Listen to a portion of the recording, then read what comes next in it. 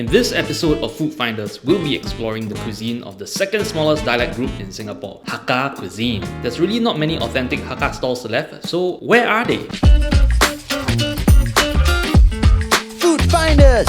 Hello again and Happy New Year's. This is, another episode of SETHLUI's Food Finders. Now today I am going to apparently be trying a bunch of Hakka-style cuisine. Now I don't actually know too much about Hakka, but I also believe not many Singaporeans do either. So hopefully we'll find out. Can you remind us what dialect group you are again? What's the Hokkien Lang, I think. I think the last time you mentioned that Hakka was the second smallest dialect group in Singapore. What is the percentage? 8%? Close, but it is 11%. Can you name a famous Hakka Singaporean? Ben King? Okay, on here. Our former Prime Minister, Lee Kuan Yew, as well as Lee Hsien Loong, were Hakka. I didn't know that. He's giving Hakka vibes. Producers say Lee Kuan Yew giving Hakka vibes. What is Hakka vibes? 你是條鐵咩? What are some well-known Hakka dishes? It's something you pick multiple items from. Yong Tau Fu. Yes. This green Yeah. What is it called? lightning tea. Lightning. It's Thunder Tea. Ah, yeah. Okay, that's enough, Gary. Let's go to our first spot. Okay, we're here at our first place, Zhen Hakka Delicacies. There's a couple of things over there that seem familiar, but also one particular one. What did you call it? Abacus seed. I don't even know what abacus You is. know what abacus is? You're so not Chinese, man. Do you not have to take like abacus class when you were young? Abacus is like, okay, this?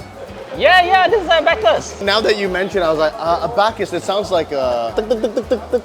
can we try your abacus yam ball? Chi chong fun plus yam cake. What actually defines Hakka food? What is considered Hakka food? Tasty, savory, and what they say is more Heavy heavy taste. taste. Yeah, they like something like sauce, but Hakka and Cantonese, actually their culture is more sauce.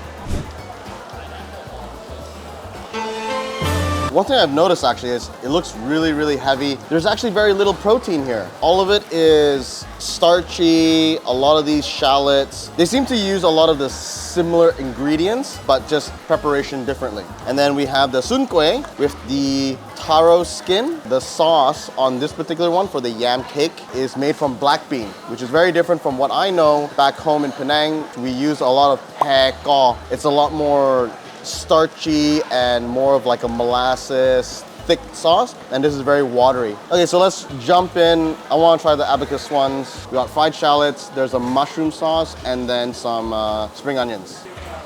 So I need to explain more on the abacus balls, why it's typically eaten during Chinese New Year. It's a calculator, it symbolizes prosperity, you know. Money. That's so Asian, right? Money, wealth, prosperity. What? It reminds me of what you guys call here as carrot cake. Like it's got that kind of kueh texture, but it's savory on the inside. More salty than I would have expected, actually. The outside is a lot more noir. I wouldn't say it's overcooked, but it's like super soft. The inside then is a little bit more al dente, so you kind of got two textures as you bite into the balls. Okay, let's move on to the sun kueh. So traditionally, sun kueh is made with rice, but they Hakkalize by using yam. Inside of the sun kueh looks like bangkwang. Mangguang. Bangkwang. Mang. BAM. That's actually pretty good. Personally, I can't tell a huge difference in the texture of the skin. It is a very big sun kueh. The bangkwang, not overcooked to the point where it's just like mush. So it's cooked to the point where it's still holding its texture and firmness. So when you bite into it, there's a little bit of crunch. And it's nice because it looks actually a lot more heavy than it is. This sun kueh is kind of like two sun kuehs. Okay, let's move on to this one. Chi chong fan plus yam cake. A lot of yam cake and a lot of chi chong fan. I think this is a great option that she's provided to give you both flavors. Let's try the chi chong fan first.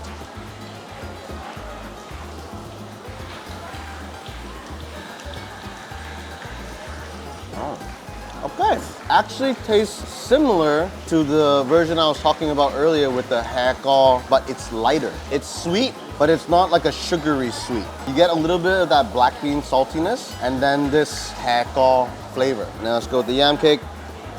Some sauce on there as well. The yam cake just kind of melts in your mouth. Very soft, silky. The texture is just like bleh.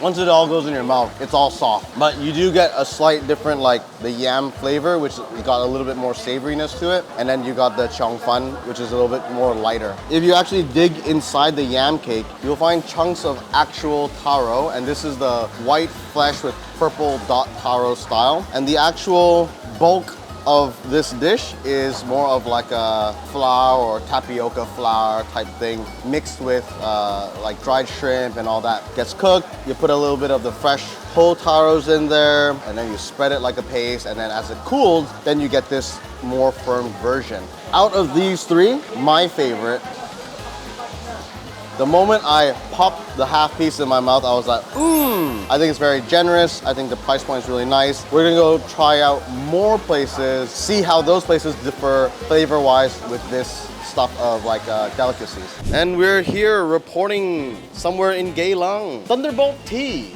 by Boon Lay Traditional Lui Cha. Our producer Rachel is telling me that it's not Lui Cha, although the spelling in English is exactly like SETHLUI, but it's also called Lei Cha. What is Thunder Tea rice exactly, and why is it called Thunder Tea rice? It's a vegetable-based dish that comes with a tea soup that we sort of call it Thunder Tea. So it's called Thunder Tea because it's transliterated from Chinese. So in Chinese it's Lei Cha. The word Lei doesn't mean thunder itself, but we sort of call it Thunder Tea so it's easier and more catchy for people to understand. But Lei essentially means grind. So pesto base, when we add hot water, so it becomes a tea soup, so it's called a tea soup. Lei Cha comes from a specific group of Hakkas called the Hepo Hakkas. I was working in the Air Force. Started off in the Air Force thinking that I'll be there for good, but came to a point when I realized that my dad was the only one handling his stall back in Jurong. There wasn't really a second generation that's going to step up to sort of assume this, take over this business. When I took over the business, we're not here to sort of improve the dish or make things better in a sense. We're just trying to make the back end processes a bit more seamless. I have noticed like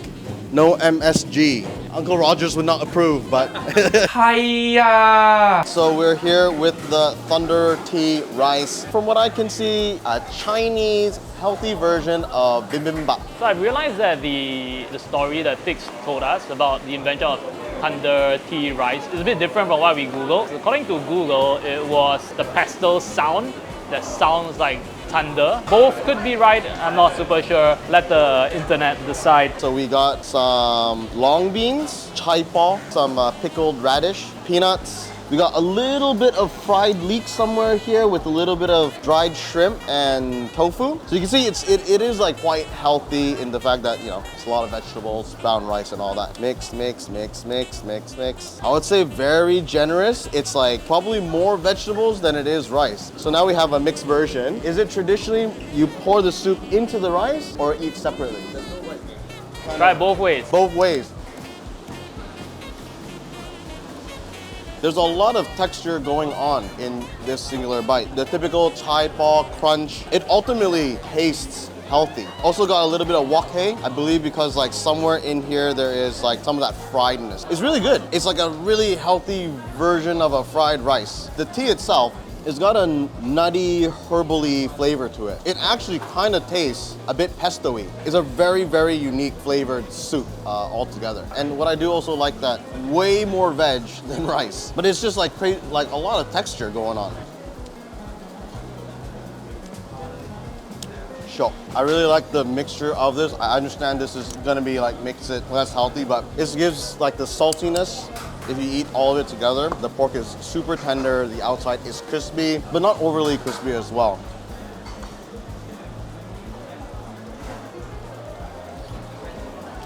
Which do you prefer? Personally, I actually like it separate. Once I mix it together, I kind of lose some of that wok hei flavor that I get when I eat it separately. This is slightly more savory, this is slightly more sweet. When you mix it all together, it just kind of molds. It's a very neutral flavor. On to the last place. Okay, so we are here at the third location, Pang's Hakka Yong Tau Fu. We also got access to the chef, so we'll be asking a little bit more about Yong Tau Fu in general. Hi everyone, I'm Pang. I think everyone is quite familiar with what Yong Tau Fu is, but here we serve Hakka Yong Tau Fu, made quite differently. Of course, we use the tofu, but the paste that we put on the tofu is actually a mix of pork, and fish. And there's like a secret ingredient in there, fermented salted fish, that gives the Yong Tau Fu a umami boost. I've been led to believe that Yong Tau Fu actually is a Hakka-based food style. Yes, how Yong Tau Fu came about is that when the Hakka migrate from north to the south, there isn't wheat flour to make dumplings. They uses tofu to stuff their meat filling inside. In Singapore, we see lots of different kind of Yong Tau Fu, Yes. but not all can be claimed as Hakka. So what makes Hakka Yong Tau Fu? Okay, Hakka Yong Tau Fu usually contains pork. So you see some of the Yong Tau Fu stores selling Yong Tau Fu that's filled with surimi, which is like a fish paste. Yeah, those aren't Hakka. All right, let's go try this stuff out. All right, so we are back with 4 different dishes. Some of the stuff we've actually tried before, some of the stuff very new. This is the abacus seed. We had it a little bit earlier, but this looks like a slightly different rendition of that. We got the Hakka Yong Tau Fu. We got the Hakka noodles, which he has a proprietary style to it. Let's just say it looks quite luxurious, even though it looks quite simple as well. He has his own fusion-styled Hakka flavored noodle, which is a curry-based soup. A little mix of tradition and a little mix of, well, Singaporean flavored spiciness. Right off the bat, there's a lot of similarities to the one we saw earlier, but it looks like there's an additional layer of frying the abacus seed. The consistency of the texture of the abacus seed here throughout the actual ball. In the previous one, the outside was a little bit more cooked and the inside was a little bit more firmer. This one is one texture all the way through, which has a stronger consistency overall. Flavor profile, not as strong and pungent as the first one that we had. This one's a little bit lighter on the palate. We got the Hakka noodle. We got some minced meat on top.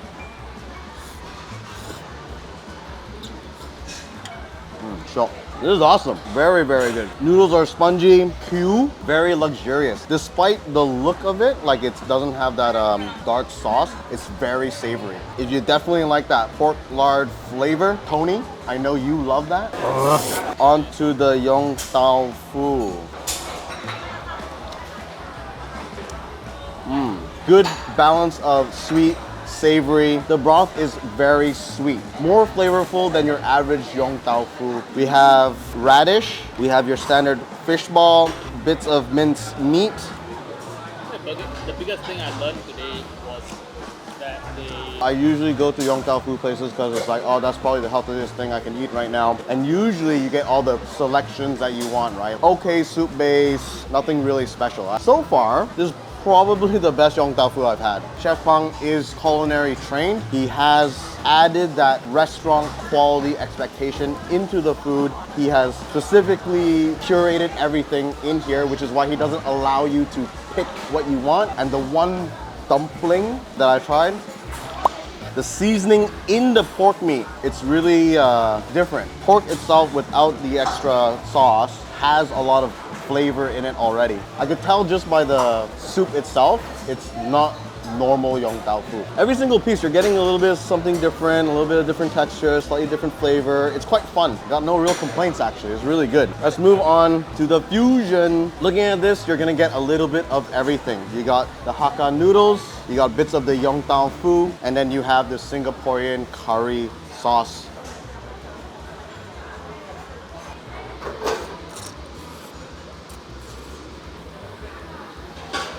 I feel it's got more of the laksa side flavor to it. Noodles are nice, al dente. It smells like that nyonya curry at first, so I thought it would have a little bit more of that coconutty stuff, but it's actually a lot smoother, and it has that like really strong curry leaf flavors into it. It's almost restaurant quality. This is the third place, so usually I've eaten a little bit more and things aren't surprising me anymore, but very pleasantly surprised about Chef Pang's Hakka Yong Tau Fu. I actually don't like Yong Tau Fu, but this is the best Yong Tau Fu I've had. Let's wrap up today's, experience about learning about Hakka food culture and the different places that we've had. And that is it for today's episode of Hakka Noodles. So Hakka, in terms of culinary experience, very different from Teochew. It's a lot more savory. There's less focus on seafood, a lot more focus on pork. Very prominent dishes that we discovered today. Yong Tau Fu is one, Thunder Tea rice is the second, and this abacus seed. All very good. My favorite today was Chef Bang stuff. I thought everything was just a cut above. Everything was really surprising, but generally all the food today was amazing. Shout out to Rachel and the SETHLUI team for discovering all these places. I hope you guys was able to learn a lot about Hakka food today and Hakka cuisine. And that's it for episode 2, season 7. If you haven't done so already, keep following me on Instagram, like and subscribe to SETHLUI's channel as well. I bought a whole bunch, and the crew bought a whole bunch to bring home as well. And that almost never happens in this series. Don't hate me, online world. We did tapao it. Okay, Need more on to the next strength. place. Ooh, ooh, more strength. It's raining! Ah!